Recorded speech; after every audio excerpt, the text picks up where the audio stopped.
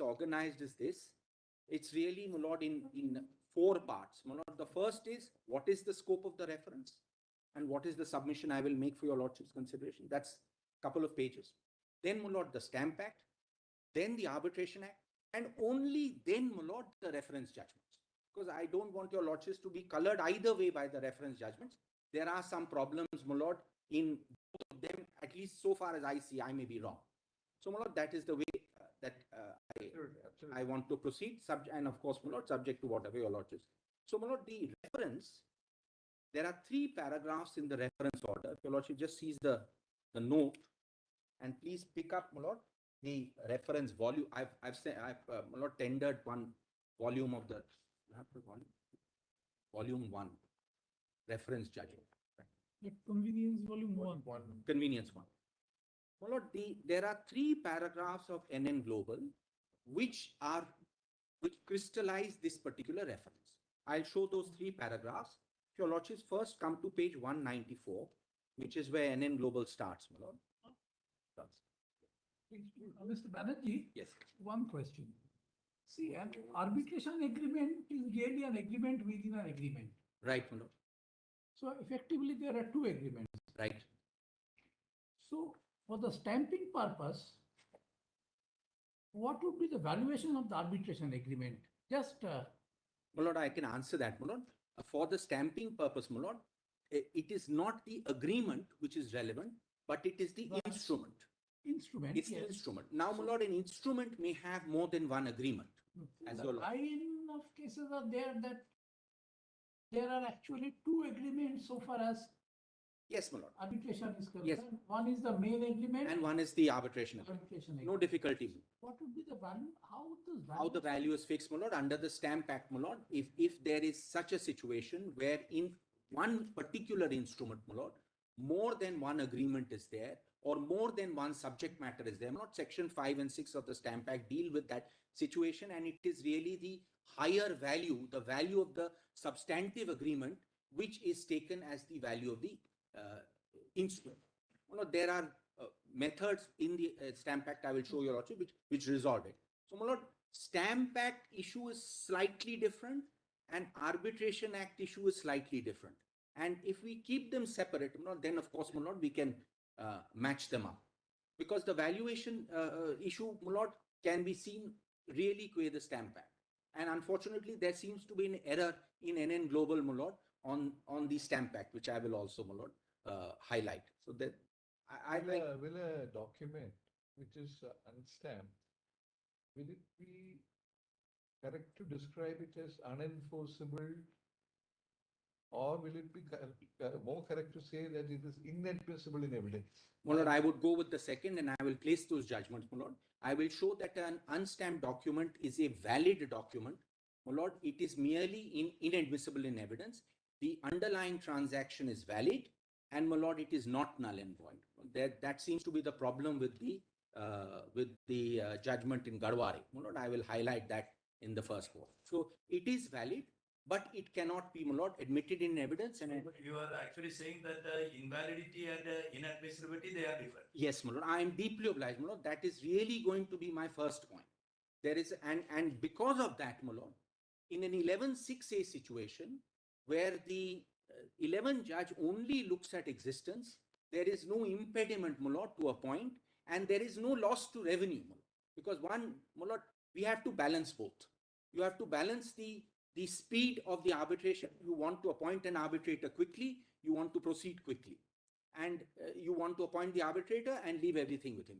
On the other hand, Stamp Act is a fiscal statute, and you, at some purpose, being an organ of the state, also want to protect the revenue of the state. So the question is, do you protect the revenue of the state at the stage of section 11, or do you leave it to the arbitrator, who is also empowered, my lord, under section 35 to do the same job? So it is not somebody who is escaping, my lord, from the tax net. And there are some very interesting observations in some Stamp Act judgments that it is not a weapon to be used qua a recalcitrant litigant, but it is really for the benefit of the state. So, my lord, I will come to first the Stamp Act and then this, but I'll just show your lordship the reference. 3 paragraphs of the reference, because that is all that there is. The judgment in NN Global starts in this volume, at page 197. There are just 3 paragraphs which are relevant, for our purposes at this stage. This was I'm not placing the judgment now. Please come to page 215, where the judgment starts, where the issues are framed. That's where the judgment starts. And the 3 relevant paragraphs, so far as this reference is concerned, are paragraphs 34 and 56 and 58, 56 to 58. My lordships, first see 34, which is at page 243.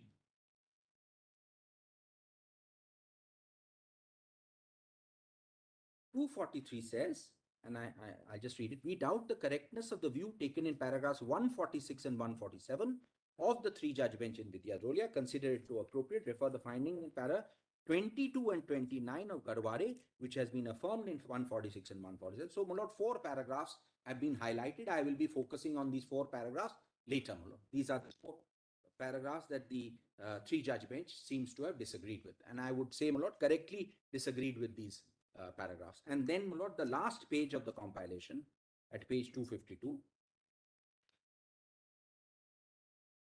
the last 3 or 4 paragraphs, and the question, my lords, is formulated at paragraph 58.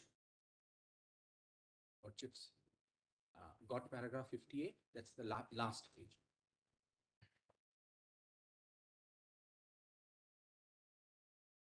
Whether the statutory bar contained in section 35 of the Stamp Act 1899 applicable to instruments chargeable to stamp duty under section 3 read with the schedule to the Act would also render the arbitration agreement contained in such an instrument, these words are a little problematic, which is not chargeable to payment of stamp duty, as being non-existent, unenforceable or invalid pending payment of stamp.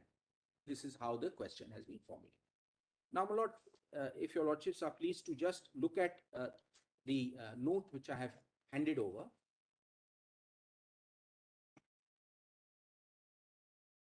My lord, I've just read out these 3 paragraphs in page 1. And then, my lord, my submission, such as it is, which of course your lordships, I'm sure will not be acceptable to many on this side of the bar, but maybe some may accept this, my lord. So, in 6 or 7 points, I have tried to summarize my submission, which I will try and make good. Under section 11(6)(a), which is the section which your lordships will be looking at, the court appointing arbitrator shall, notwithstanding any judgment, decree or order of any court, confine to the examination of the existence of the arbitration agreement. Now, this is the statutory requirement, injunction and interdict. By information 6A, section 11. 6A, my lord, has been deleted, Not notified. but not notified. So, examine the effect even after deletion. Yes. A is a different context.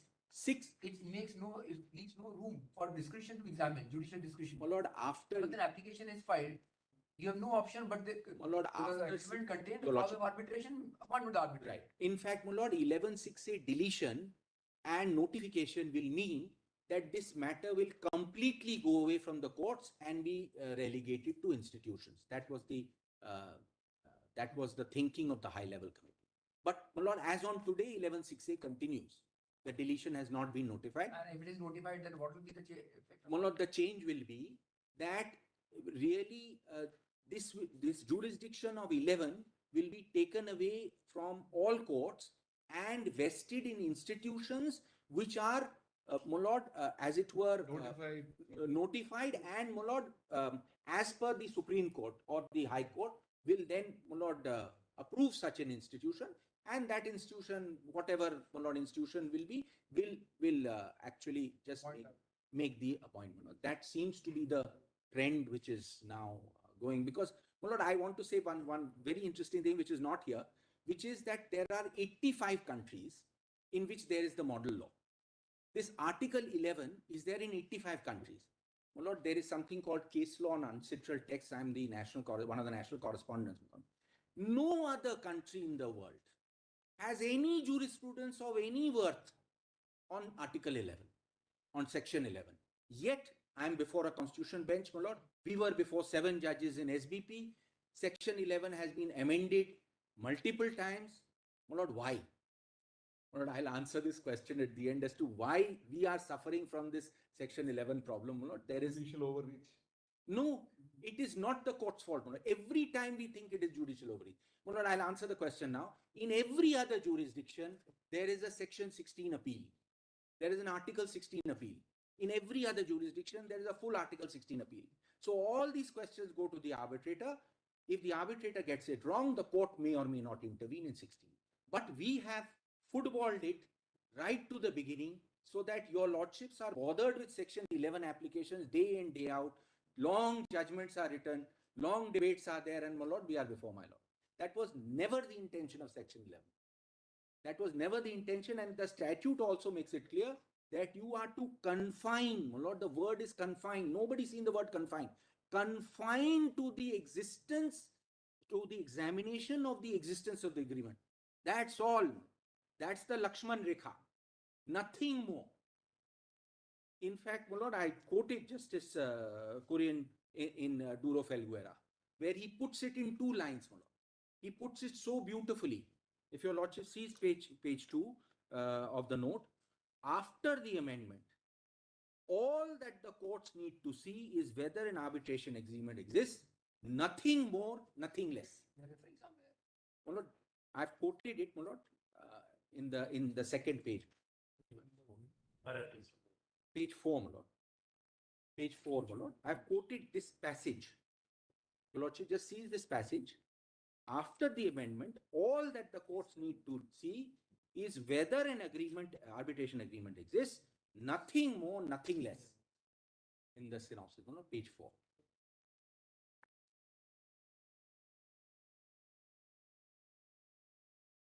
No, would your lordship want to see it from the judgment itself?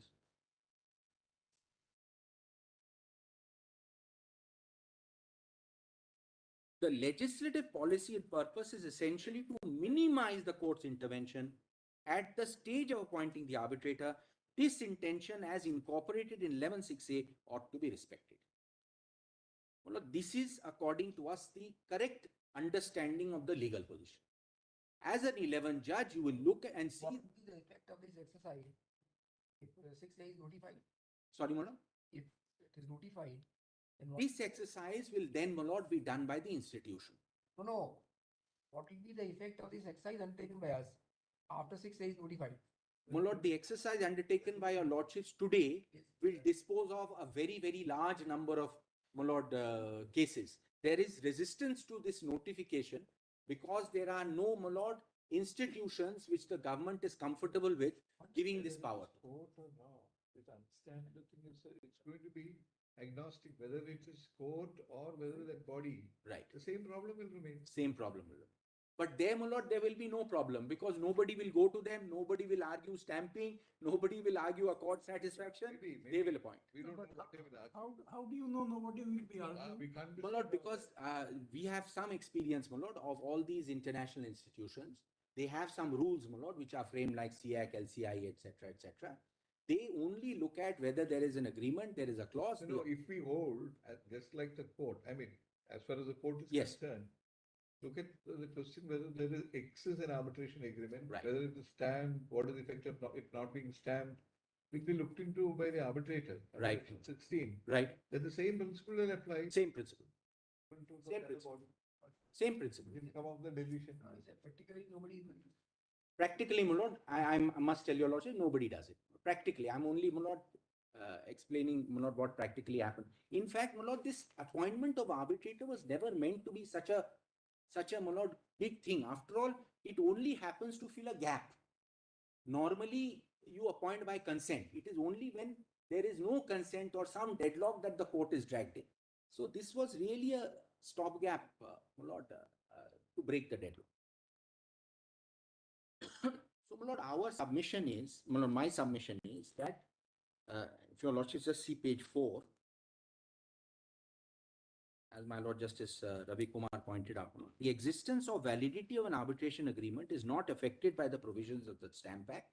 Non-payment of stamp duty will not invalidate the instrument because it is a curable defect.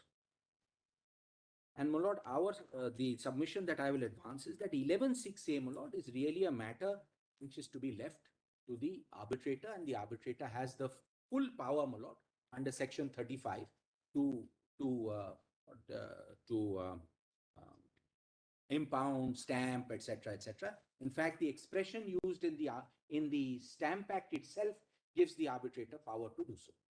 My Lord, I also submit that neither lay down the correct law, and then your lordships may, my Lord, decide the question in a sense in a clean slate.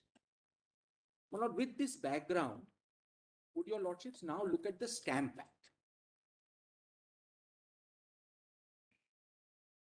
Just one clarification we wanted to. We come to page 234 of your convenience compilation. Please, my Lord. There, the judgment of Justice Ravindran in the SMST case, Yes, my Lord. one example which he gives, or an instance which he gives, which is at para 15, 15, my Lord. 15 of NN Global. Correct. Please read para 15 of 15 because they both are para. Both are para 15. If you just read that portion, but where the contract is. Instrument is voidable at the option of a party as under Section 19. The invalidity that attaches itself to the main agreement may also attach itself to the arbitration agreement if the reasons which make the main agreement voidable exist in relation to the making of the arbitration agreement also. So, my Lord, this is... Just give that example. Just he deals with the example. Yes, my Lord. For example, if a person is made to sign an agreement to sell his property under threat of physical harm or threat of to life, and the said person repudiates the agreement on that ground, not only the agreement for sale, but any arbitration agreement thereon will not be binding. My Lord, I assume this is correct. But then the only question arises whether this issue of, my Lord, whether... Yes, that's really the question. Of course, my Lord, in fact, 16 uses 3 words. It says existence, it says validity, and it says jurisdiction, which is wider than existence and validity. So, my Lord, these are typically questions which will require evidence, whether he has been threatened with duress, etc. So, it will go to 16. There's no difficulty with this.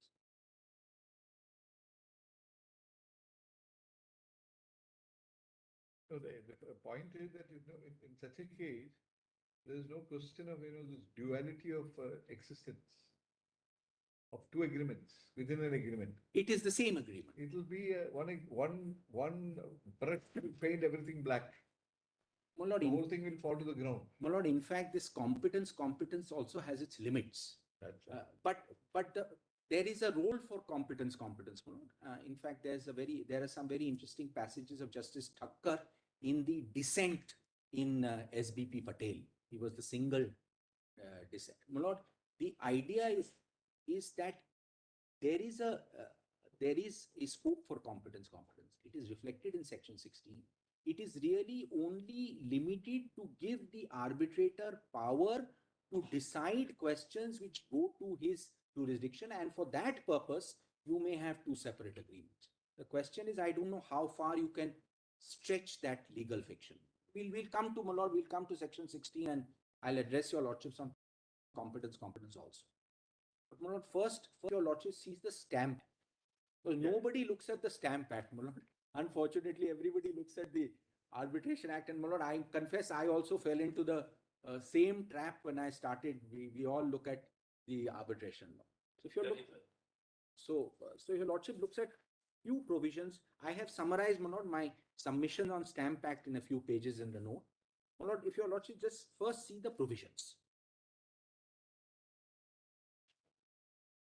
Do we have you given a copy? So we've handed over copies of the stamp.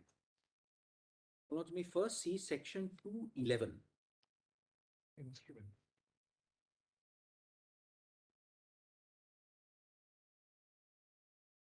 Lordships have 2 subsection 11. duly stamped as applied to an instrument. So, my lord, the stamp goes with the instrument, means that the instrument bears an adhesive impress stamp not less than the proper amount. Such stamp has been affixed. So, my lord, 211 is on duly stamped. Then, my lord, 214. Instrument includes, there are A, B, and C is, my lord, any other document mentioned in Schedule 1. Now, my lord, the way the Stamp Act works, your lordships will know, is that if it is entry 91 of list 1, then the central government, my lord, imposes the stamp. And if it is, my lord, entry 63 of list 2, my lord, all this is mentioned in the note, then it is either the state brings in an amendment, Schedule 1A, or in certain states like Maharashtra, etc., there is a separate Stamp Act. My lord, there are some minor variations in language, but according to me, my lord, it will not make any difference to the question of law, which falls for your lordship's consideration. Now, my lord, your lordships have seen 211 and 214. Please see section 3. Now, this is a little important.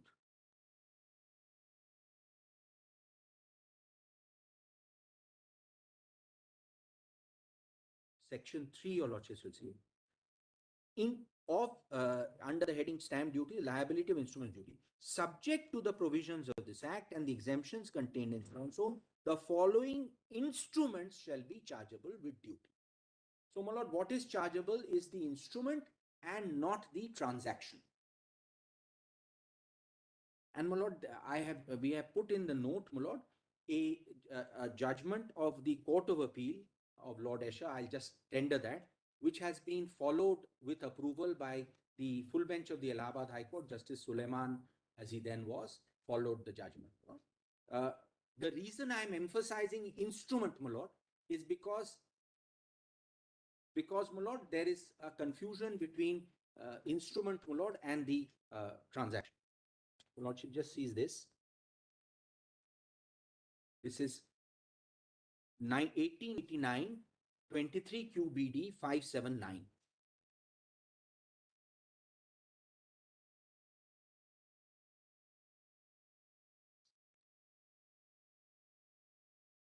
But just to give the background as to what was there in the case, Lord, the entry in the schedule or in the Stamp Act was that the party was required to pay stamp on conveyance or transfer of sale, transfer or on sale of property.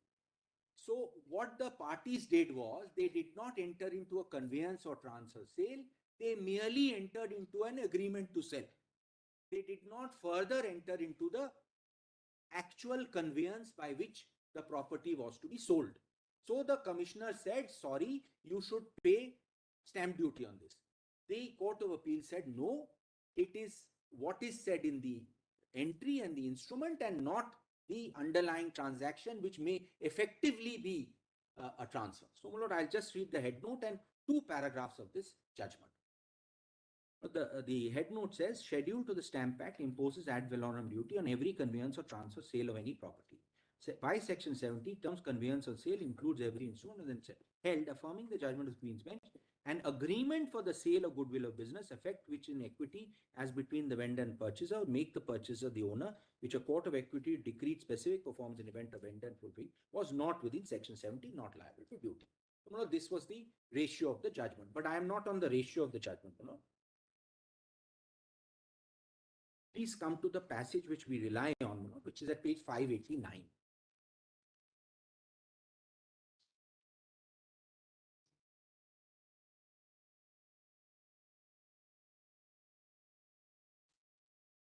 Should have 589.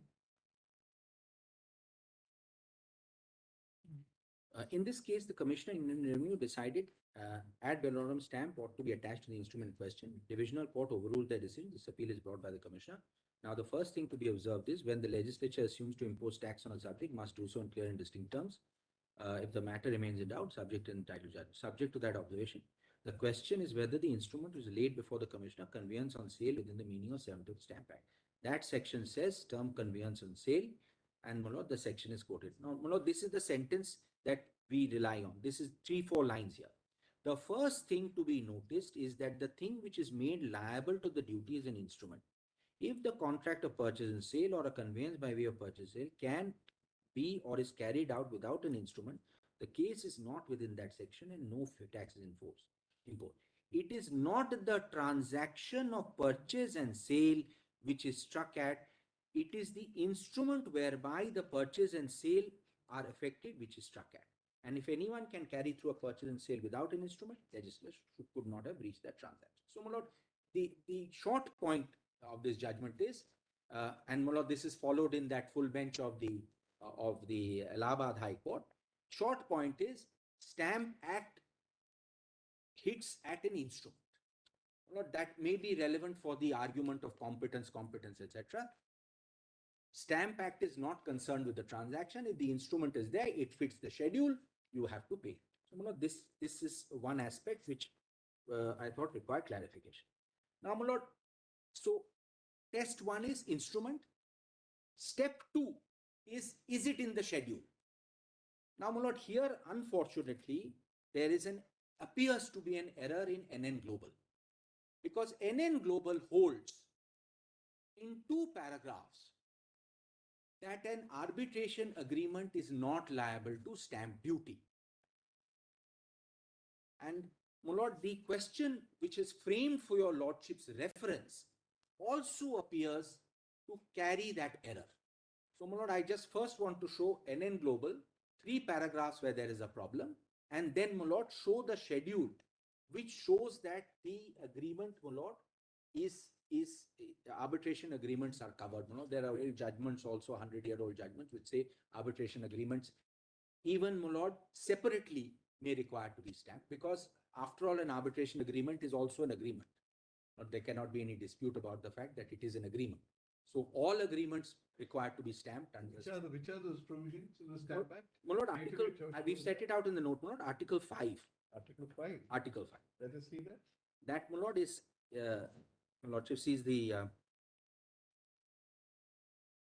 Because they were dealing with the Maharashtra Stamp Act. same article. It is the same. Same article. Article 5 is the same. Article 5 is the same. Indian Stamp Act, Article 5C is a residuary provision, whereas in Maharashtra it is 5, small h, capital B, if not otherwise provided, 100 rupees. All acts, my lord, I have seen 7 or 8 acts, they all have this residuary provision. 5C in the Indian Stamp Act is reflected in. Let us see that. My lord, page 43 is where the schedule starts. And 5C is agreement, 44, my lord, agreement or memorandum of agreement, if not otherwise provided for.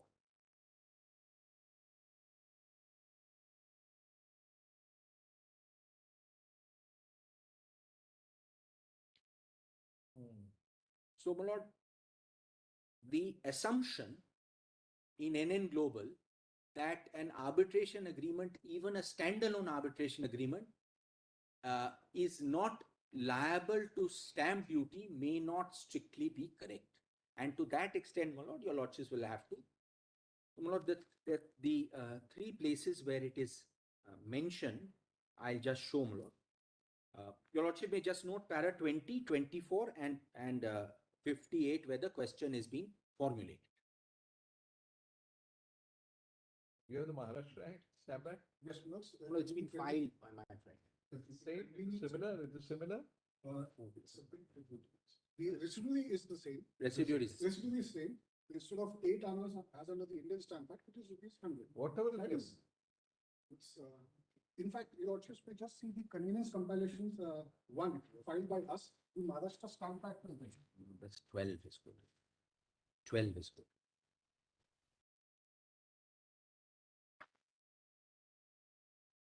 Your lordships may straight away come to page number 21, convenience compilation 1, filed by me. It is agreement or its records or memorandum of an agreement, and then H B, if not otherwise provided for. I've looked at 7 or 8 acts, you know, all of them appear to have this residual clause. So the basis for the reference order to find that it is not exigible to stamp duty is not At all. That portion, my lord, is not correct. I'll just show that, my lord. if your lordship sees my compilation reference We have judgment. seen that, we have seen that. So 3 paragraphs, my lord. In fact, the court refers to Article 12 award, but misses this particular article. Even in that, there's a factual error. That's not the Maharashtra Act. That is not the Maharashtra Stamp Act. It is the Indian It's the Indian Stamp Award, which is quoted as Maharashtra Stamp Act. Award. But my lord, they have not, they have this in 3 places, they proceed on this basis, which is why, my lord, in my note, which I had tendered before my lords, I had deleted 5 words. I had taken the liberty of deleting 5 words from the, my lord, reference order. Your lordships may recast the reference and your lordship just see my note at page 5 for a moment. I had deliberately, my lord, I had said, my lord, those words may not strictly be appropriate, which is not chargeable to payment of stamp duty. No, so that's cut. So, my lord, the Stamp Act, your lordships have seen the provisions. Your lordships have seen section 3, instrument. Then, my lord,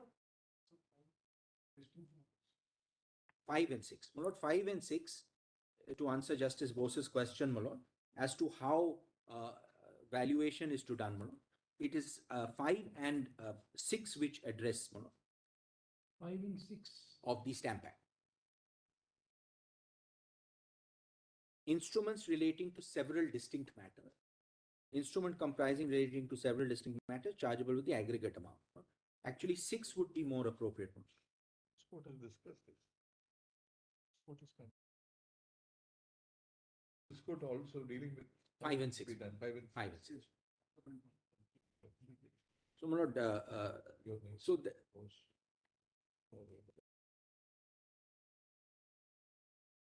then your lordships will see 3 or 4 provisions, which are the provisions of some debate, my lord, which are 33, 34, 35 onwards. That is chapter Roman 4.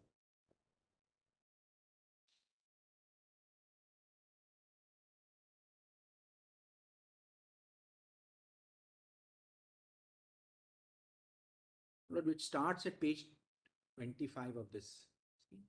Lord, 33, I will come back to, my lord, 33 and 35 later.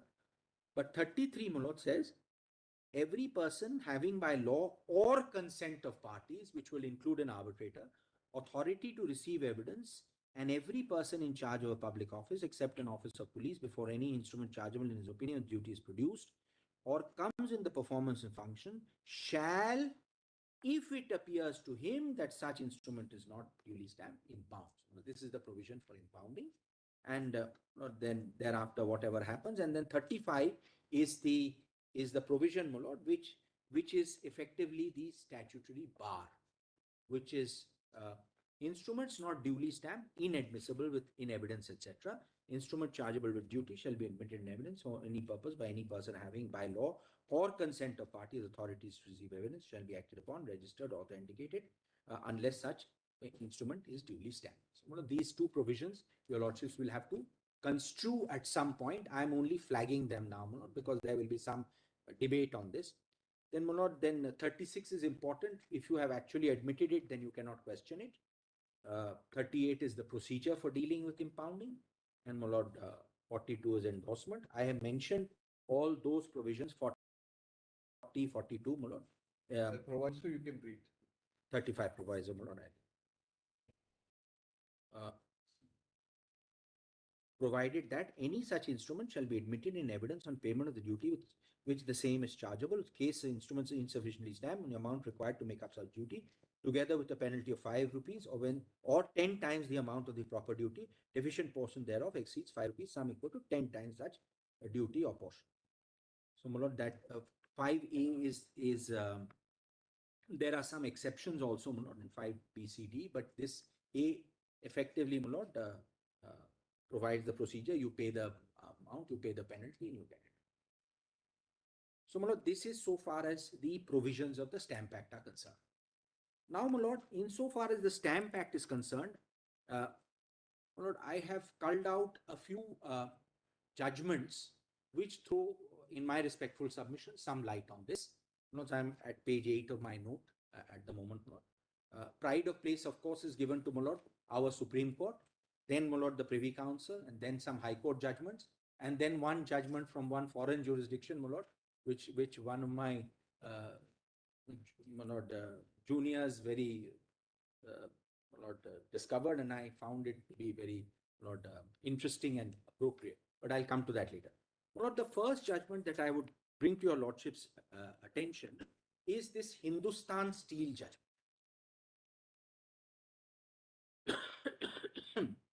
Lordship takes volume 3.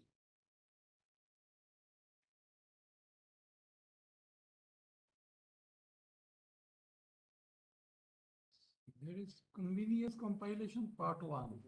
Yes, Manoj, this is part 3, which is the Stamp Act.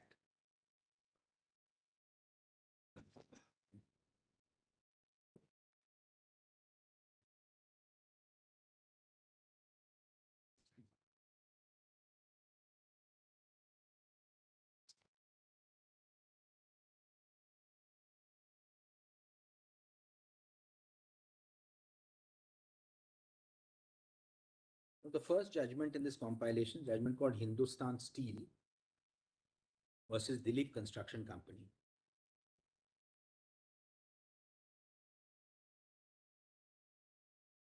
Now, this was also an arbitration case.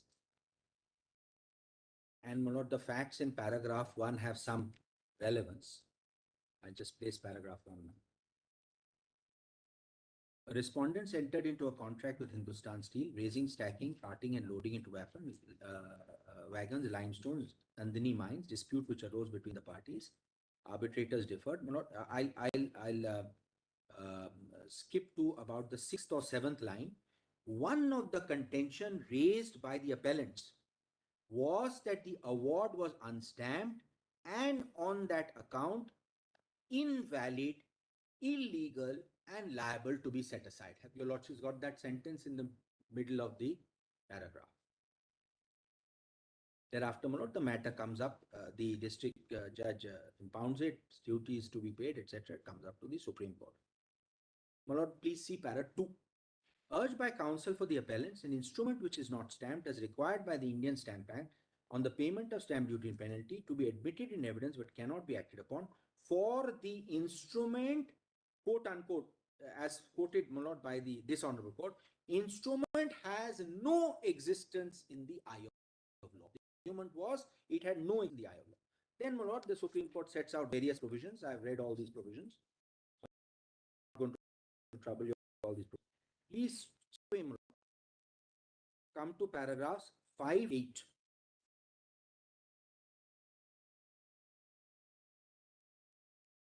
No, I'll just read para 7 rather than the full portion. I'll just read para 7. The Stamp Act is a fiscal measure enacted to secure revenue for the state on certain classes of instruments. It is not enacted to arm a litigant with enough technicality to meet the service opponent. Stringent provisions of the Act are conceived in the interest of the revenue. Once that object is secured according to law, the party staking his claim on the instrument will not be defeated on the ground of initial defect in the instrument. And then, my lord, the provision, the Act is analyzed and the at the document valid, etc.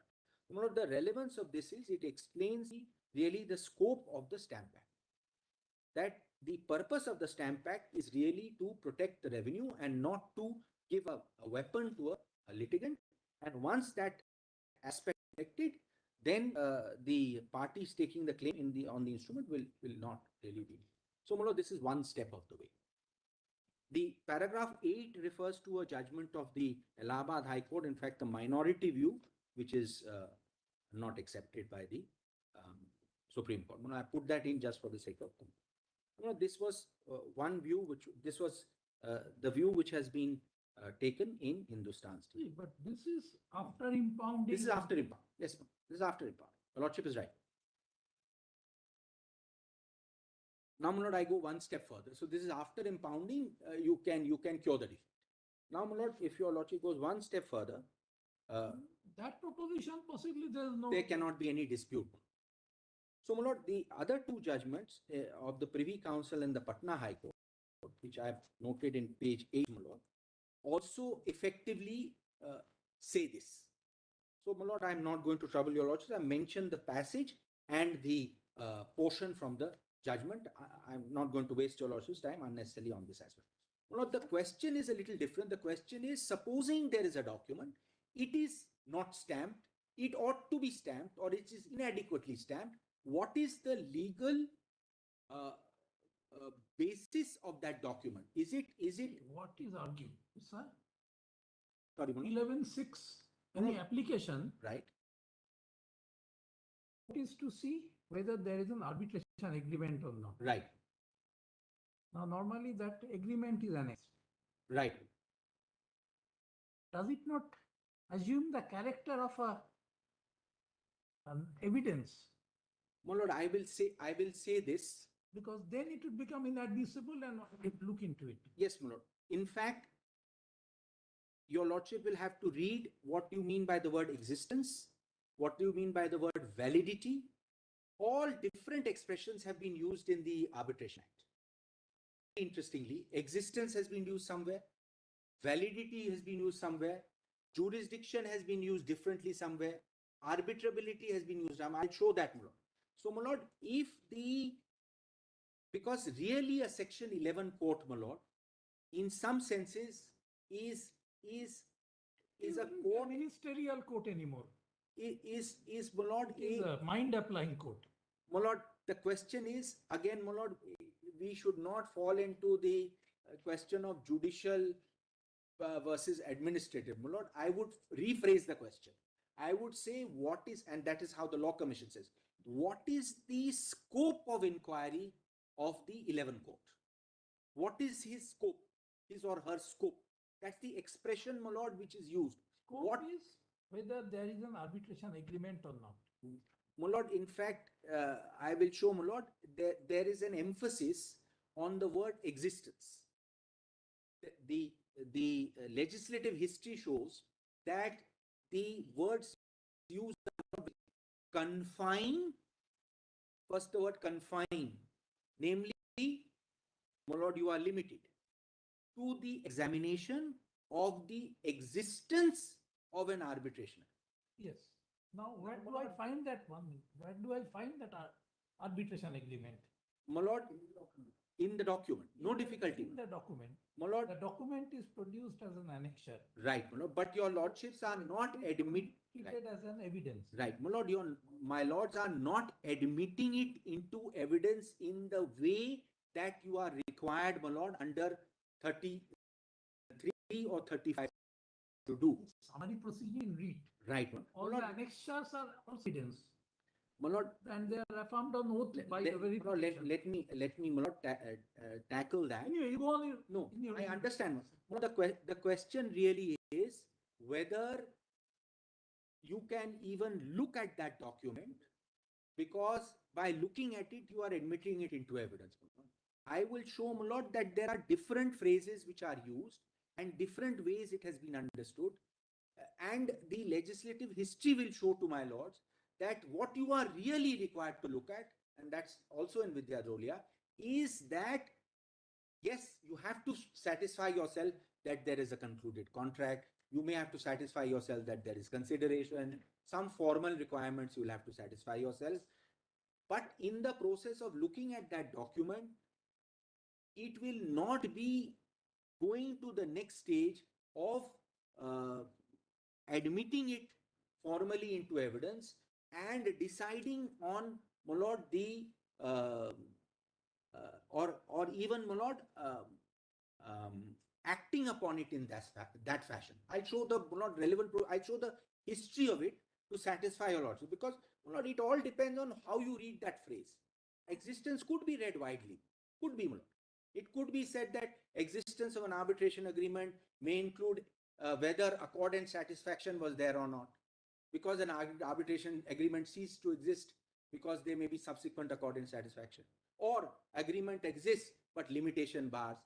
This could be, my lord, existence could be wider. Not, I'll come to that. My lord, if I could just go back to the Stamp Act, and then I'll immediately, my lord, come back to that. So, my lord, one is what happens after impounding. That's my lord, unexceptional. What happens pre-impound? supposing a document is not impounded. What is the value of that document? Is it waste paper? Is it relevant? Is it irrelevant? My lord, to answer that, my lord, we have carved out, my lord, we have mentioned 3 or 4 High Court judgments and one other judgment. I'll just place those uh, uh, judgments, my lord, as to where is the line which is drawn. So if your lordship comes to page 9, lordship come to page 9 of the notes, and please come to Joyman Beva, which starts at page 31.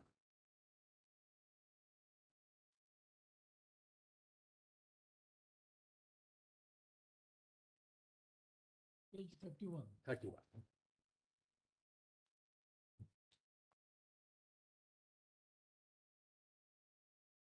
Now, the relevant portion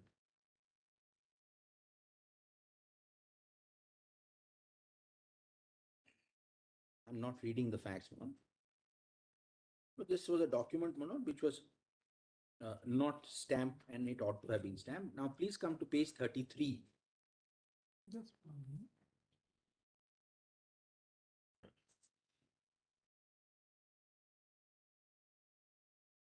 Yes. 33, Manoj, somewhere in the third paragraph, in both the lower courts, documents exhibited and evidence marked as an exhibit. Lower appellate court dismissed the application on the ground that inasmuch as the contract of suretyship was not duly stamped, it was not valid as a contract. And were not further held other things. So the lower appellate court dismissed the application because the document was not duly stamped. On further appeal to this court, the contention that the contract contained in the petition was rendered void because it was not duly stamped, was not persisted in. In my opinion, there is no substance in the contention. Failure to duly stamp a document which must needs be stamped by reason of the provisions of the Stamp Act does not affect the validity of any contract therein contained, but renders the document inadmissible in evidence. This is the line of distinction that we are seeking to draw. Assuming you are confronted with a document which is liable to be stamped, it is not admissible in evidence, but it doesn't mean that the contract, the contract ceases to be valid. So, that principle, there are a couple of other judgments which say that if your lordships then see page 36. It's a little more elaborate. One portion of the judgment your lordships may ignore here. It is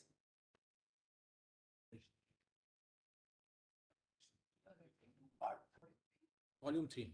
Conveyance completion part 3. Lordships have it? You got a stamp, I think. That it takes a stamp, but still won't say what it is. Now you got it. Yeah. Now, the second judgment is at page 36. There are some interesting questions of etiquette and English bar that you should not raise such questions. That can be ignored for the purposes. Lord, that is no longer the practice that you should not raise such a question because it is not appropriate to raise such a question. That portion of the judgment your lordships may not look at, but the reasoning on the substance is at page 39.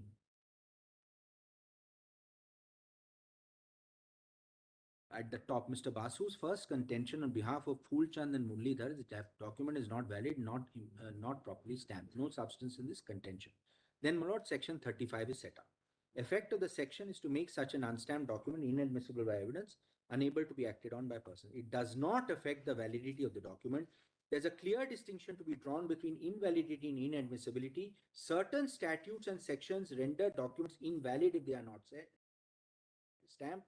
No section of the Indian Stamp Act has this effect. Instant of a document being rendered invalid by the omission of stamp contained in the English Stamp Act. And my lord, he gives an example of the English stamp. So, my lord, this is another, a third very similar judgment by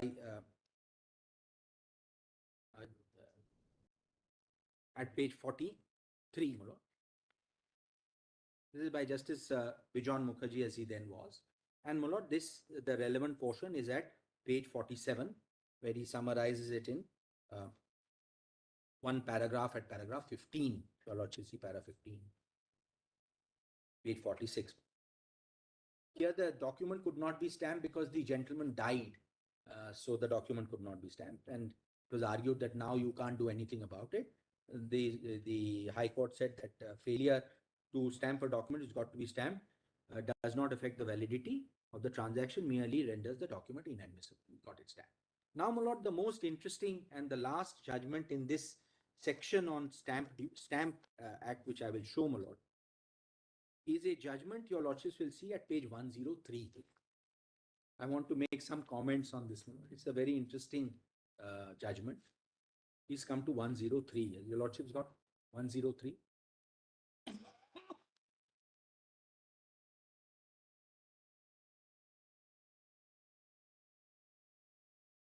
Well, Lord, this is a judgment delivered by a gentleman by the name of Turab Patel.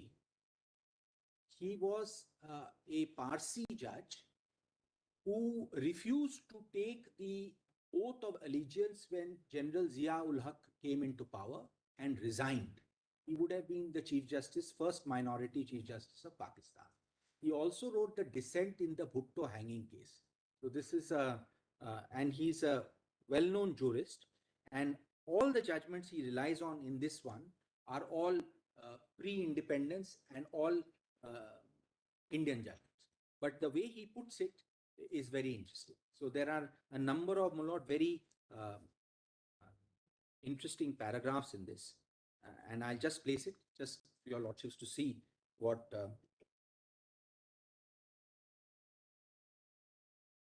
is said here.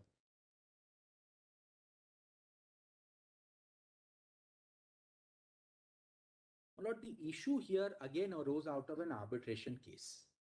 What had happened was a defense was taken that after the award was pronounced, a defense was taken that the arbitration is bad, the award has not been properly stamped. The agreement has not been properly stamped. So it is not admissible in evidence, it was not properly stamped, and therefore the award itself is null and void. And the question which was framed, your lordships will find, is at page 105 in the second paragraph at the end.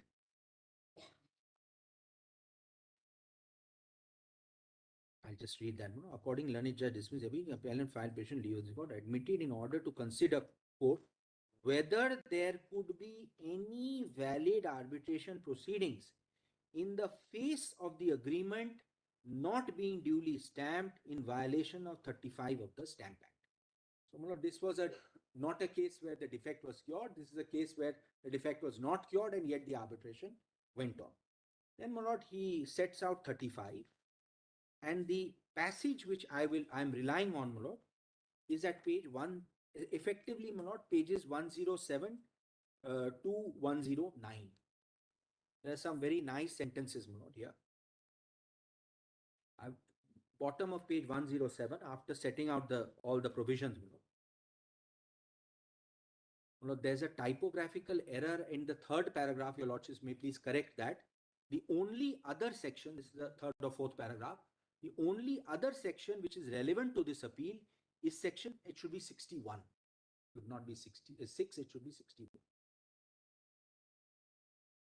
Then, the last paragraph, and now examine 35 in some detail, prescribes no instrument not properly admitted for any purpose or shall be acted. Now, merely because an instrument cannot be admitted in evidence on any purpose, as because it cannot be acted on the person specified, does not mean that such an instrument is invalid, not irrelevant. To observe, words which I have quoted have to be construed strictly because they are to be found in provision of penal nature. Therefore, it would be against all canons of construction to enlarge the meaning of these words so as to render invalid instruments which fall within the mischief of this section. The first thing he says. And then, my lord, he gives a number of examples. He says, after all, instruments which are not duly stamped are executed every day. But I venture to think that most persons who incur obligations under such instruments honor their liabilities under such instruments, regardless of provision of 35. This is one thing he says. And if your lordships come to 108, this entire passage, my lord, is worth reading. I'm just picking out few sentences. 108, last sentence. These provisions, as well as other provisions in Chapter 4 of the said Act, such as Sections 33, 38, 39, 40, can only lead to the conclusion object of the legislature in enacting the said Act was to protect public revenue and not to interfere with commercial life by invalidating instruments vital to the smooth flow of trade and commerce.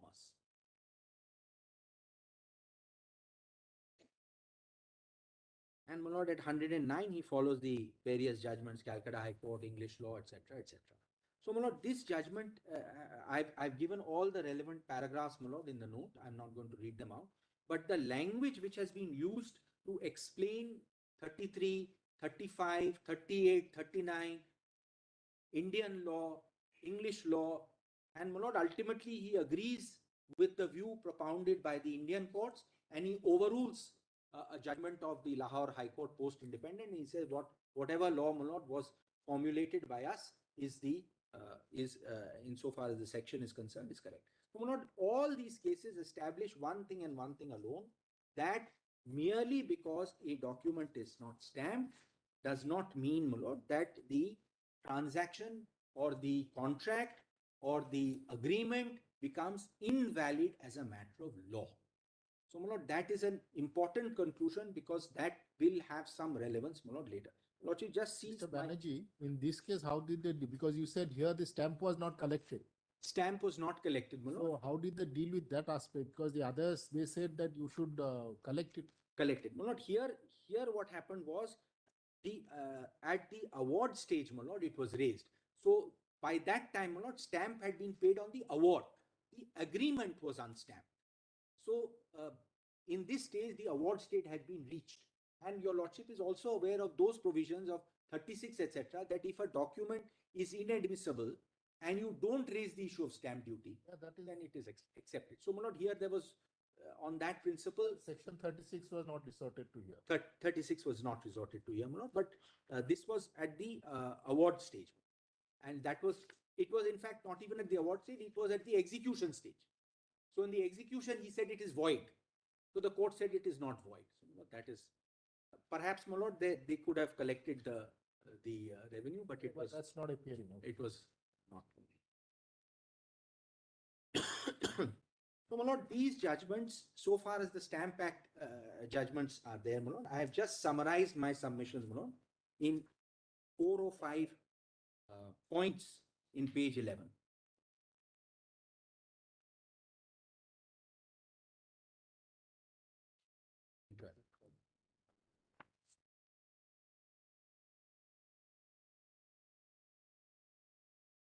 That's the second subject.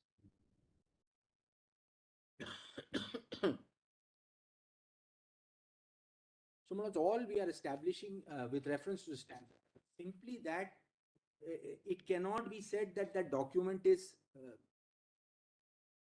a waste paper. It is invalid. Yes, it is inadmissible in law. Not certainly that's a matter of admissibility. That may not be a matter of jurisdiction. You also know the distinction between jurisdiction. So, my lord, with this background, then, my lord, I come to answer, my lord, the question which is put. And for that, my lord, I would first ask your lordships to look at the Arbitration Act.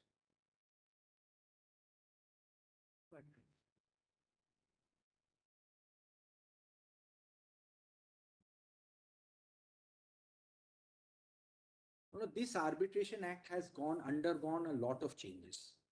In fact, my lords, I've had the privilege of being associated with it at various stages when the various changes have been made. And unfortunately, my lord, when we brought in this act in 96, it was brought in a bit of a hurry. And some safeguards in the act, even for international commercial arbitration, were deleted. You know, that's a matter for another day. And thereafter, my lord, there has been one major change in 2015. There has been another change in 2019. There is another change in 21, which is not really relevant. But the two major amendments are the 2015 amendment and the 2019 amendment. So, in fact, my lord, the way it is put in Justice Khanna's judgment in Vidya Drolia is that there are 4 periods. So, he says the first period is the SBP period, which commences, which concludes with the judgment in SBP. The second period is post that pre-19.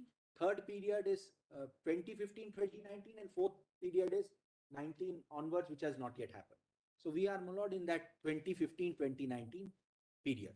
So, my lord, first, if your lordship just see the act as it stands today with all the amendments. I'll show all the sections in seriatim. And your lordships may keep in mind that it is not only NN Global and Garwade that is in reference. There are a couple of paragraphs of Vidya Drolia which are also, unfortunately, my lord, tied into this.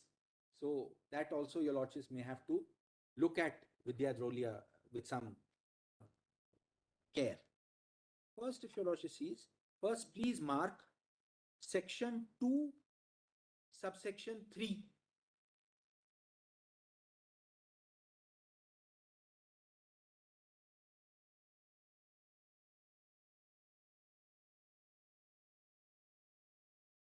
Your lordships have 2, 3. 2, 3 I am only mentioning because it has some relevance in the Vidya Drolia matter.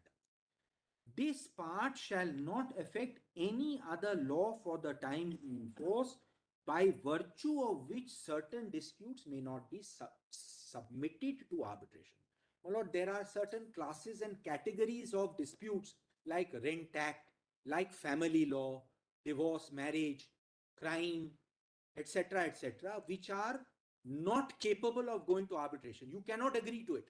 As a matter of policy, you cannot agree to a rent act matter going to arbitration. Essentially, title or status. Title or status, my lord. There may be. So, my lord, there may be many such cases, but it is, I would say, a way of putting it, my lord, is this concerns subject matter arbitrability. A particular subject matter cannot be arbitrated, whether it is consumer disputes or ABC. It concerns subject matter arbitrability. For instance, my lord, in Vidya Drolia, the issue was whether landlord-tenant dispute can be arbitrated. Rent act dispute cannot be arbitrated. The question was whether landlord-tenant disputes other than rent act disputes could be arbitrated. The court said yes. But, my lord, it was the subject matter which was in question. So that's why I'm showing 2, 3.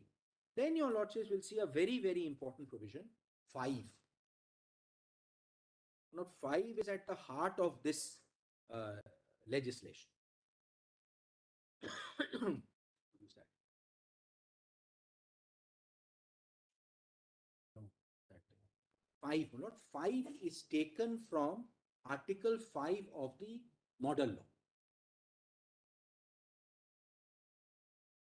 This will have some bearing on, my lord, the jurisdiction of the 11th judge.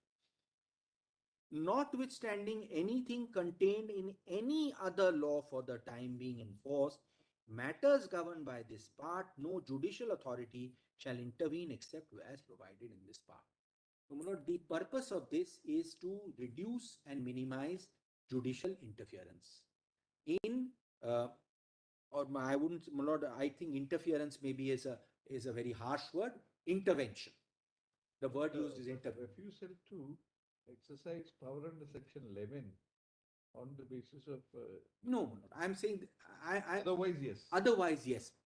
Otherwise, yes. It is one factor that your lordships will consider, that the purpose is minimal judicial intervention. 5 reflects that purpose generally. My lord, 11 will have to be read along with 5. Had 5 not been there, then, my lord, 11 may have been read more widely, perhaps. So, my lord, it has an impact. There is a commentary on Article 5.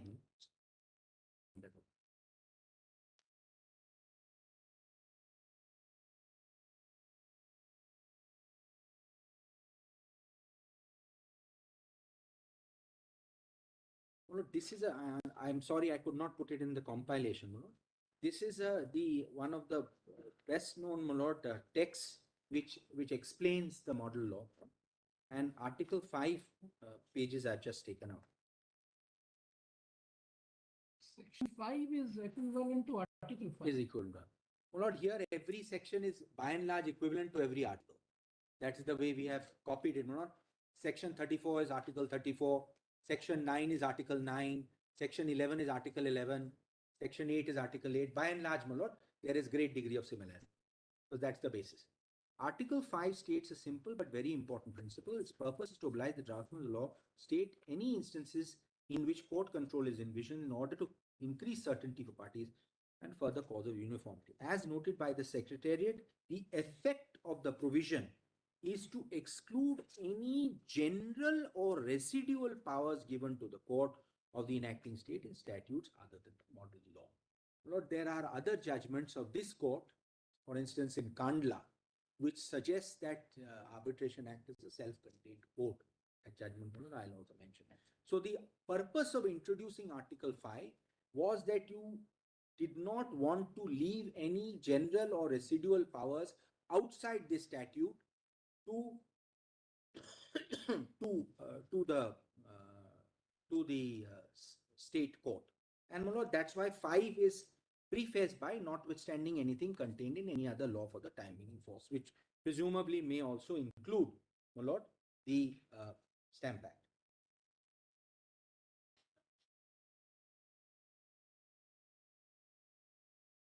My lord, 5 is relevant for that purpose. Then your lordships will see 8. I'll come back to 8, my lord, or your lordships may see 8 now. No, you are saying might exclude Stamp Act altogether, including the requirement of paying the duty.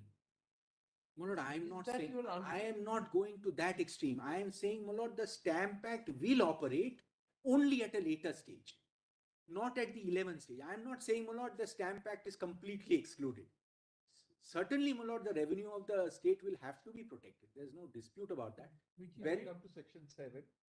Section 7. We're going to Agreement.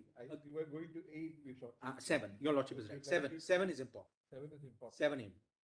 My lord, 5 is extent of judicial. My lord, the idea is not to bring in through a side door in 5 other additional extra requirements. So that's the only, my lord, seems to be the purpose of 5, that it's a limiting factor.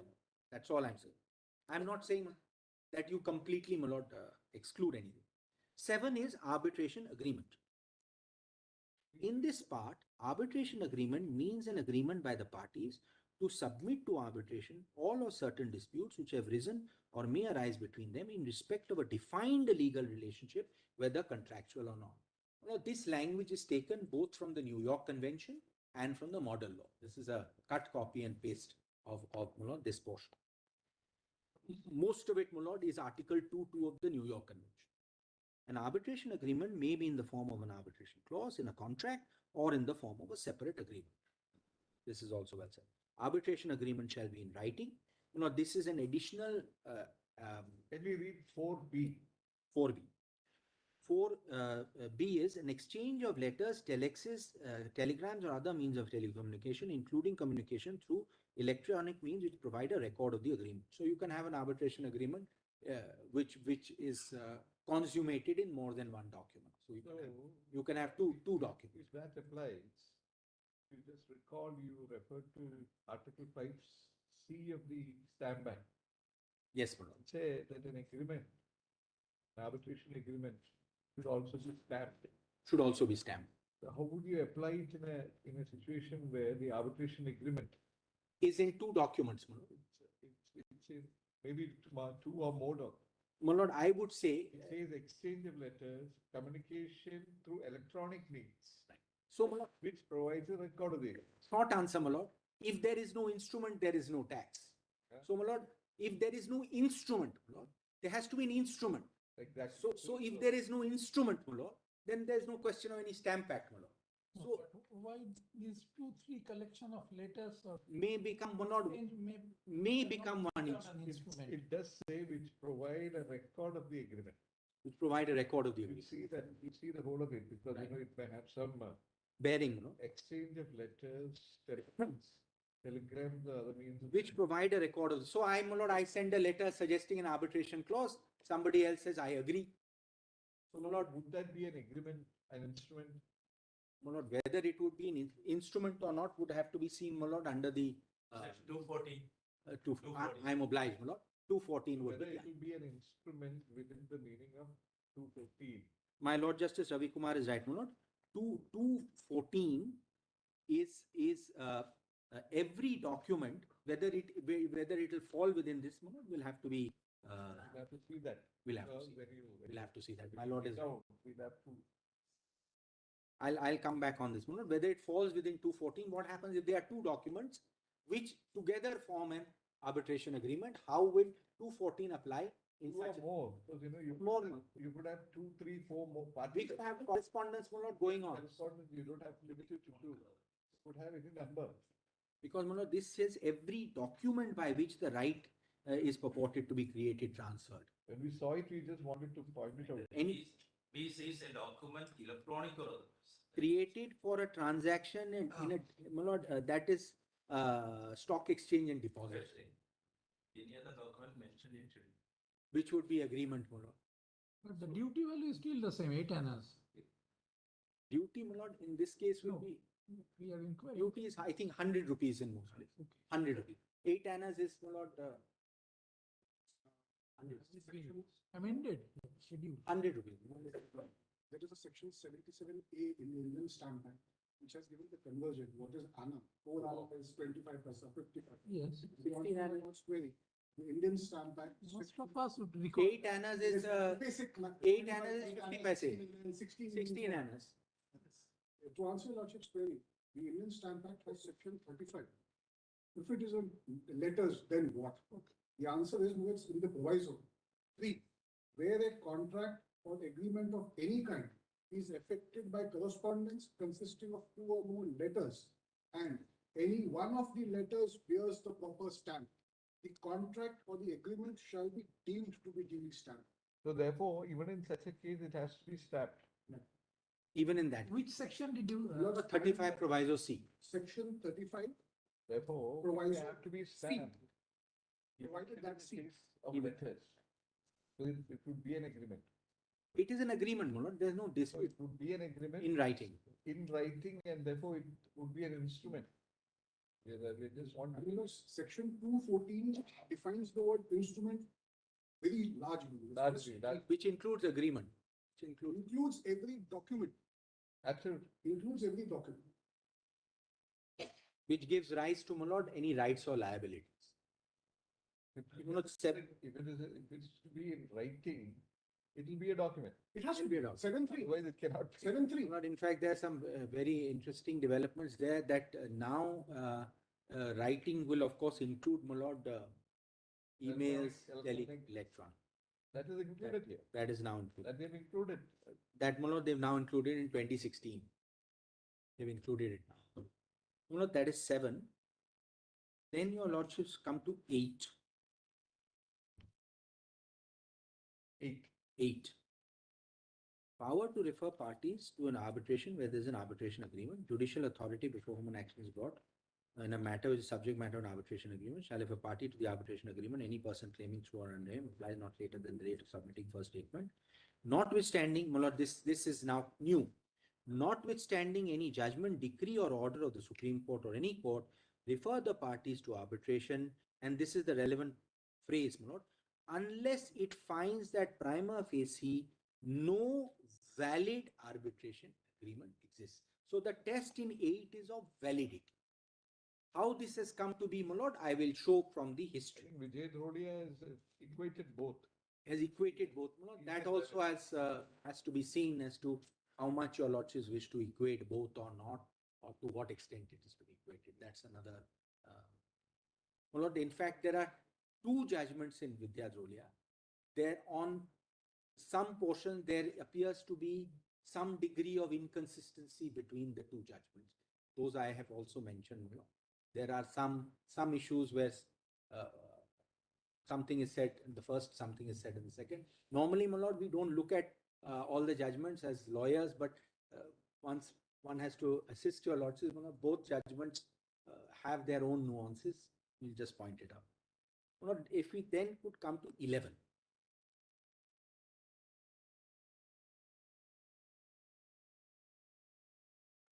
My lord, what is interesting about 11 is it won't show 11 from. My lord, unfortunately, the book shows 11 as if 6A has already been deleted. but it has Yes. not. So that problem is Notified. it has not been notified. Your lordship is right. It has not been notified. So today it's there in the footnote. One thing I want to show, not before one reads 11 is that 11 now uses the word High Court or Supreme Court. Earlier it used Chief Justice or designated judge. Now it uses High Court, Supreme Court. But my lord, the High Court and Supreme Court are not the court mentioned in section 2. 2(1)(e) is different. High Court and Supreme Court is differently treated, my lord, in section 11. High Court or Supreme Court is not the 2(1)(e) court. No, it may not make any difference here, but it is certainly there because my lord, the court 2(1)(e) court is usually the court of the district court or the High Court, which has the subject matter, the jurisdiction, which has no original site. But here, my lord, specifically, court has not been used. The phrase has used either High Court or Supreme Court. For instance, my lord, your lordships always have this situation that under section 11 there is no appeal, so it is always SLP. Your lordships are flooded with section 11 SLP. Because the role here was not to be, my lord, as we understood it. May I now read, my lord, 11(6)(a). 11(6)(a) is the bottom of the page.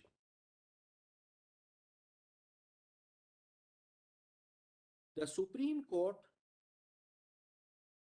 or as the case may be the High Court, while considering any application under subsection 4, 5 or 6, shall, notwithstanding any judgment, decree or order of any court, confine to the examination of the existence of an arbitration agreement. This is the language.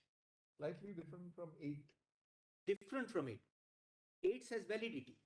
This now says prima facie validity. This now says confined to the examination of the existence of the melody.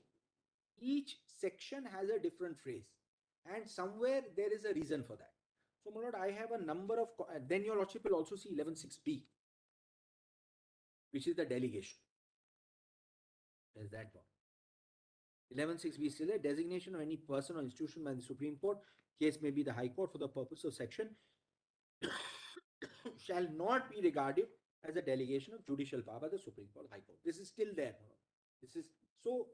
Supposing now this is notified, or even if it is not otherwise notified, the appointment can be made by any ABC, ICA. What is the reason for it not being notified?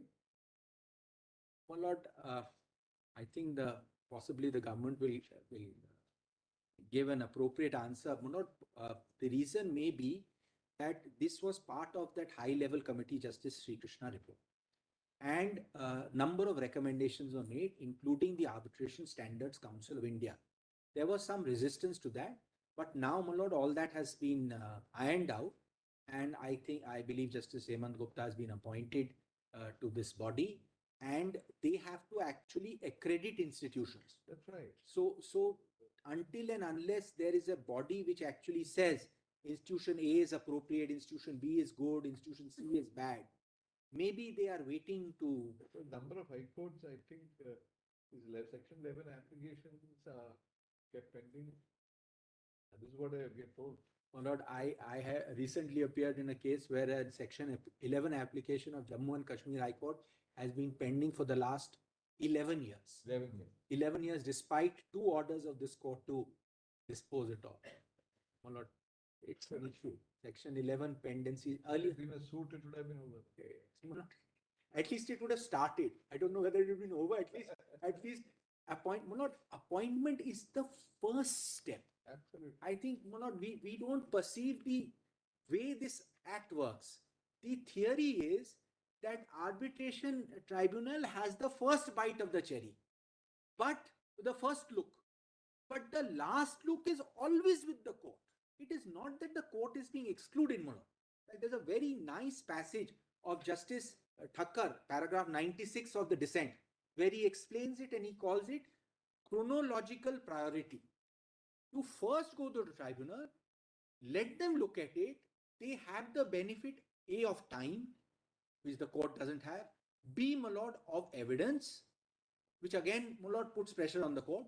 Let them take a call. Nobody is saying that because the arbitrator has decided I have jurisdiction, that's it. Then there is always court control. Look at the stamping situation, my lord. Today a section 11 judge has to decide on stamping, let's take a practical example. He will say that this is duly stamped. He will say, no, this is inadequately stamped. Either you decide it yourself, you may get it wrong. In the present case, my lord, there is a dispute as to the quantification of the stamping. They say, no, it was just an agreement, but I have coughed up 8 lakhs anyway to get the matter going. So, my lord, if you push these disputes to the section 11 judge and you expand his jurisdiction, he is already overburdened. My lord, the entire purpose of arbitration is to take the dispute out of the system and settle it somewhere else. It is not that the court is losing, my lord, its supervisory jurisdiction. Supposing section 16A holds, no, it's adequately stamped. You challenge in 34. You say the document is inadmissible. How dare you act on it? Have it set aside. Or you have misconducted yourself because you did not impound the document. You should have protected public revenue. What if it is not stamped at all? Well, There not- are all disputes where it is insufficiently stamped. That's, well, That Lord, if it is document not which stamped is at all, what will happen? The day the document arrives, my lord, I also said in the day the document arrives, my lord, I will then have to take a call.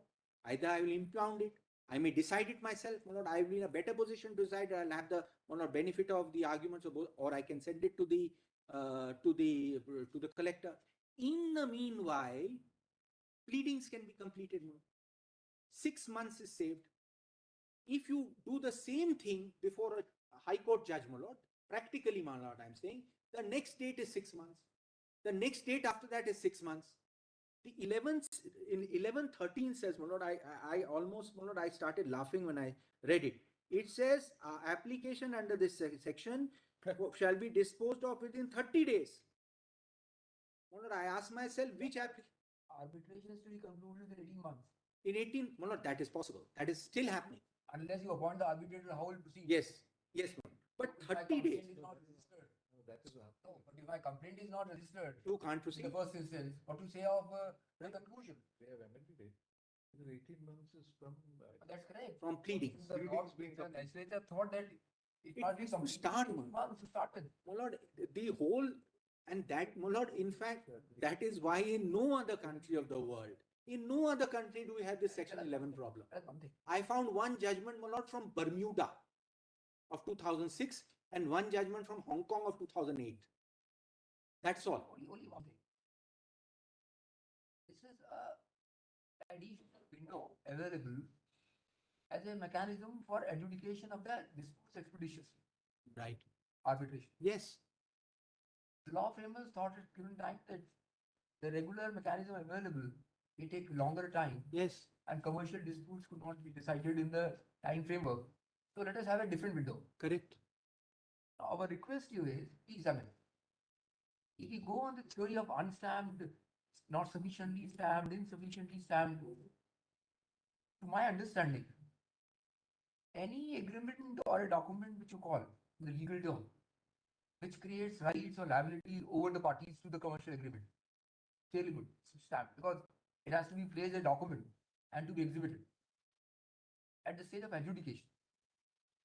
This is in reference to an arbitration, but in adjudication. The parties are not to on the loggers for adjudication. So on. We only coming forward to have the arbitration of the dispute. Right. My lord, This this is is not not a substantive rights and liabilities. Yes. It's just an This arbitration. is not a dispute. This term of arbitration is only coming both the parties to a common stand that adjudication may take place in reference to the disputes in question. So our question to you is, as you said, it has to be stamped. My lord, What I say feel is it has to be stamped, it is in but reference not by the court. My lord, it has to be stamped when the substantive disputes come before the arbitrator, then it has to be stamped. Because once it comes to the arbitrator, my lord, he can't get out of it. It will have to be stamped. because of the language of 35, which covers a person appointed by consent also. So ultimately, it will really boil down to one thing. Yes, ma'am. In the Section 11 application, when the agreement is produced, and the court takes a look at it and finds the existence of the agreement, Right. whether it amounts to attracting Section 35, the bar under Section 35, Or not. or not. Right. That's it. That is the only thing. That, according to me, no, Apart not from- because 35 bar is only qua admissibility Admissibility as evidence. and evidence. Admissibility of a document. It shall not If be it is admissible not in evidence. attracted by itself, it doesn't go to the validity of the agreement. Right. So, my lord, if And it is curable. and is curable. So, my lord, existence has to be read. I would respectfully submit. My lord, existence can be read like this. It can be read like this. That's it. That's what- You can read existence in whichever way you want. But the section uses existence. Section 8 uses validity. Section 16 uses existence, validity, jurisdiction. Section 45 uses null and void, inoperative, incapable of being performed. It's a different test. That's a wider test. So, my lord, when So what you're going to say is, apparently, from what you're saying, an unstamped instrument is not void, it's not void, it is enforceable, right? My lord, subject to admissibility. it is not voidable as other instruments, agreements are not voidable in the sense It's not voidable. merely because it is unstamped. It's not voidable. No, it's a valid document. All that it suffers from is a curable affliction, That's right. namely that it is not either Sufficiently not stamped or stamped at all. insufficiently stamped. And that is a problem, a headache for the gentleman down the line. And Please do also- not invite this problem on yourselves as the court. And therefore, neither because the fact that it is not stamped nor insufficiently stamped will detract from it existing. From its existence, and please appoint the arbitrator So if it and he decides on the stamp. is not ab initio void, you cannot say it does not exist. That's the argument. That's the actual, and therefore not 33. How do I get out of not 33 and 35? Well, Lord, 33 requires me as the judge. Well, Lord, I'm for a moment, my Lord, pushing myself up and elevating myself up to a high court judge, my Lord. Can be in moot court. Sorry, my Lord. Can be in moot court. Include court, my Lord. So, my Lord, so supposing the court looks at this document and finds the existence of an agreement, I appoint, my Lord, No, someone. when court looks at this document, Right, my Lord. to the court, what is the character of this document? My Lord, the court has to satisfy itself. No, the moment everything we can't look at. Right, my Lord. So What is, my Lord, what is the character of the, may I phrase it differently? What is the scope of my inquiry? The court's inquiry. What is the scope of its inquiry? Does the scope of the inquiry, my Lord, I am suggesting that the legislature has deliberately put a limit to the amount that the court can examine. So that will again take us back to the scope of the proceeding under Section 11 Right.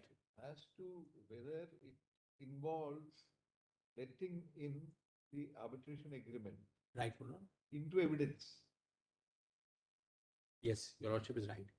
If it does not involve, taking the arbitration agreement into evidence, but it only involves looking at it as to whether it really exists. That's right. my Lord. For I will example, put you- it in a different way, my Lord. That is one way of looking at it.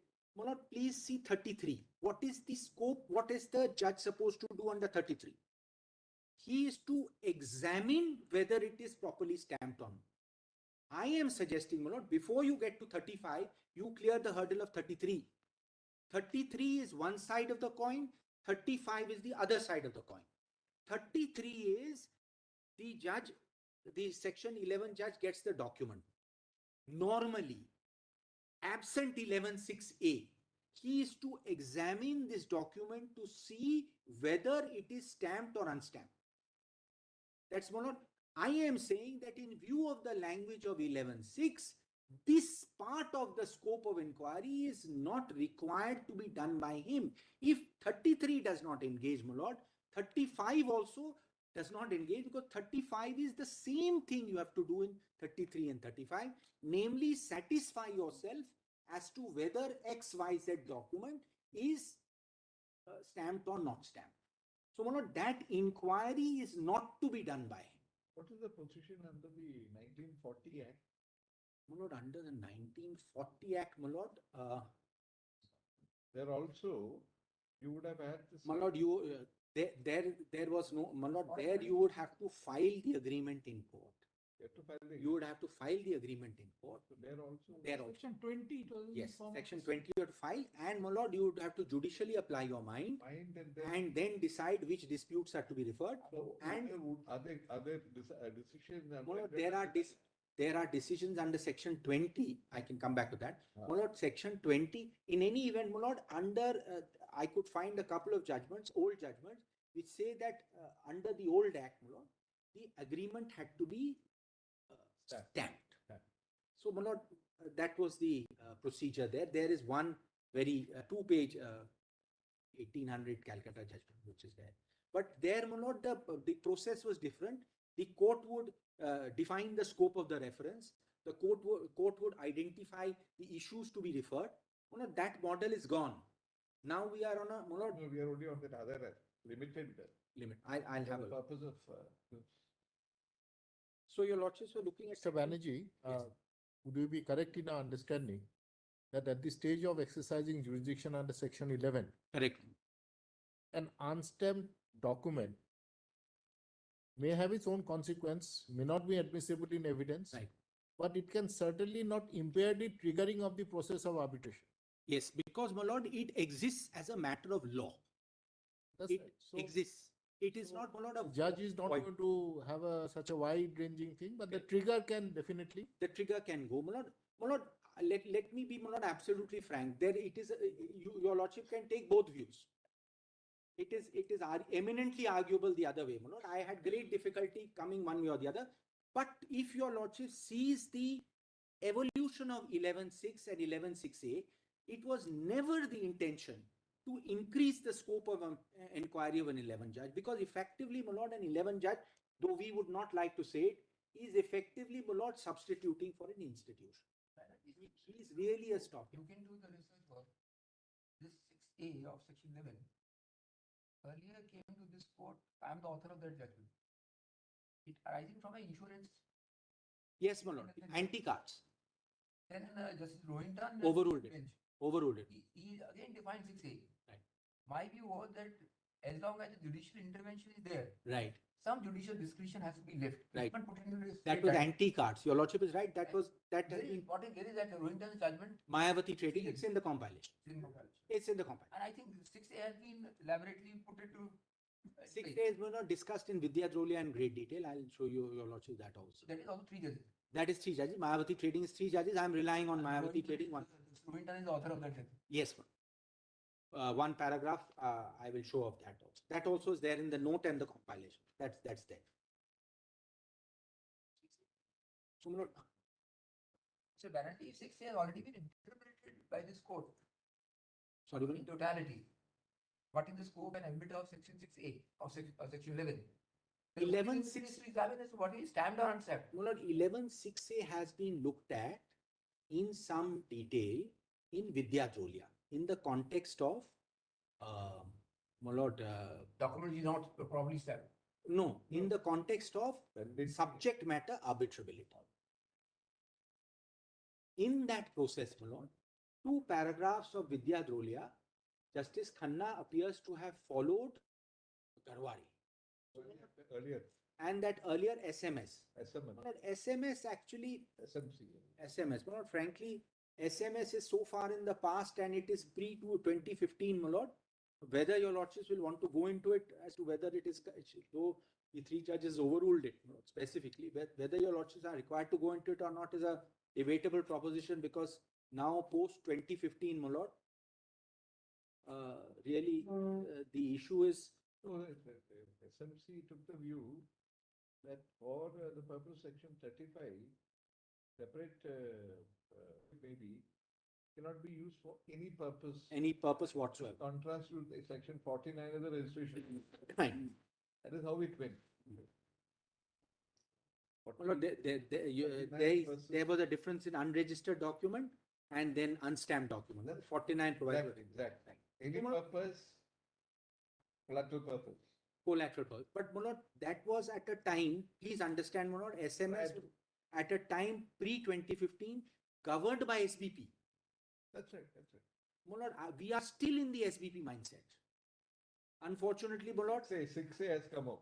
though 6A has come, we are in the SBP mindset. Mulot, I argued SBP on the losing side, Mulot, and I cannot conceive of more hostile bench. Justice Thakkar in the entire 7 judges, Mulot, hearing did not say a single word in support, Mulot. And I was much younger, Mulot. The judges essentially told me that why are you insisting on a narrow interpretation of Section 11? It will mean more work for you. You can argue your Section 11 here and you can argue it before the arbitration there. So, Mulot, anyway, one has some feelings. That's of course history, Mulot. But still SBP is being followed in some of these judgments. And that is a problem because 11.6a is specifying to Tide over. tide over SBP. Despite it, Justice Khanna has cited SBP. Justice Nariman has cited SBP in Garware. There are some areas your lordships will have to iron out the creases. Though the issue appears to be very narrow, but essentially, the issue is what would you want? What would you, the Constitution Bench, want an 11.6 judge to do? So all the High Court judges are waiting, as to how to deal with it. So it is not only stamping, it is primarily stamping, but it is not only stamping. It is an approach. It is an approach. So that is a question. One last section I want to show. So 5 points on section 11. There is a non-obstante clause. See, there may be certain instruments which may not be required to be stamped. Yes, Manoj. That is section, the scope of provision under section 61. Correct. There, the question is whether it is duly stamped or not required to be stamped. At all. That also is a question. That's also a question. 61 says 61. duly stamped or not required. Required.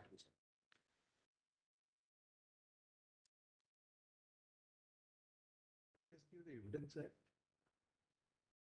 61. Provision. Provision, but this That- discussion or Discuss. whether that particular instrument is required to be stamped. Correct. Correct. If it is not required to be stamped, then there is a question of not duly stamped. There is no necessity at all.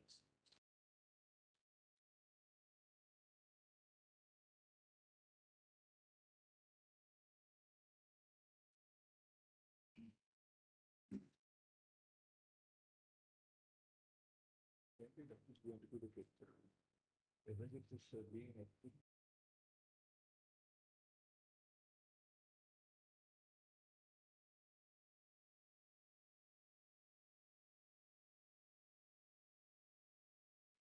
when section We would submit it is not evidence that being is- admitted at the stage. Well, not 11 is, well, not, I would put it in this extreme fact.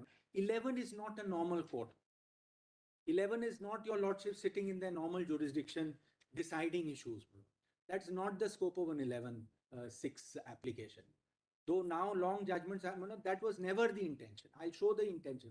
But now it's an adjudicatory function. Now it is, Mulot, As per that is the question as to where to strike the balance. current moment- law as it is. As it is. The moment your lordships increase the adjudicatory functions, the consequence is that arbitration grinds to a halt on day one. Because courts are inevitably under pressure. 11 applications, I'm not saying extreme cases like J&K, but the reality is, my lord, moment one has to adjudicate, one has to find the time, one has to devote the resources, and, my lord, prioritize. Why should commercial matters be prioritized, for instance, my lord, over criminal matters? May not be. So that it is pushed to the back. But then the entire edifice falls. So, my lord, it has to be looked at from a broader perspective. My lord, I am not, fortunately in this case, I am not on that side or on this side, my lord. Your lordships will look at it from a, my lord, from the Not perspective. lose the case. So I get That's great advantage. great advantage. My lord. So it's a very liberating, my lord, experience not to have to commit to a particular position. So, my lord, just to, my lord, summarize 11 in 5, there's a non-obstante clause. Its scope is narrower than the recommendation even of the Law Commission. My lord, it removes SBP, lock, stock and barrel. My lord, the language your lordship has seen, Perhaps even narrower than 8. it is narrower than 8. In fact, that's another issue as to whether, my lord, whether you can equate 8 and 11. So actually it is narrower than 8, my lord. 8, my lord, I must confess, I am a little less, my lord, gung-ho about 8. But certainly, my lord, 11, I feel that this is a matter which certainly courts should not be, my lord, burdened with. So, my lord, 11 is narrow. It is a amendment which has been made. And, my lord, Continue to Madhu. please. How much time is supposed to be? My lord, I've got through half my note. You I'll try my best. You can't take a middle path. You take either this way or that way, which according My to lord, you, it will take a little bit of time. My lord, it will take, bikers can't have a middle path. my lord, it will take a little bit of time. My lord. My lord, this will also have an impact on the section 9 point, my lord. Right. My lord talked about the approach. But one thing is very clear, subject to what you argue. In the morning. Yes, yes, it will continue in the morning. If section 11 is given an interpretation, an application, then the very purpose is frustrated. But my lord, what the impact will be on section 9 also, my lord, is something that we would want the honorable court to see. Not on reference, but it makes sense. That's right. Deep you. Chal.